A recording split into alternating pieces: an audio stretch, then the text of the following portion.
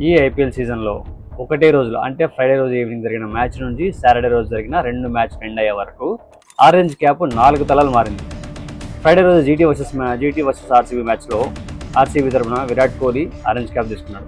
ఆ తర్వాత next day Saturday రోజు ఫస్ట్ ఇన్నింగ్స్ అయినప్పటికీ కేఎల్ రాహుల్ 152 రన్స్ చేసి ఆరెంజ్ క్యాప్ కన్ఫర్మ్ చేసుకున్నాడు. తర్వాత సెకండ్ మ్యాచ్ సాటర్డే రోజు ఈవినింగ్ నా ఫైనల్ మ్యాచ్ అనుకోండి. అక్కడ ఫస్ట్ ఇన్నింగ్స్ ఆడిన రాజస్థాన్ వైభవ్ సూర్యవంశీ 100 బాధేశాడు. ఆరెంజ్ క్యాప్ మళ్ళీ అక్కడ షిఫ్ట్ అయిపోయింది.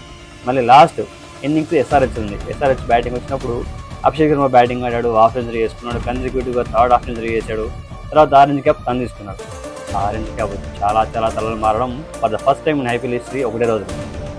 ఇన్నిసార్లు ఇన్ని రకాలుగా ఫడ్డా ఇన్ని హెడ్స్ మారితే ఇంత కాంపిటీషన్ ఉంది ఆరెంజ్ క్యాప్కి. ఒక్కరి తల మీద నిరకడగా ఉండట్లే.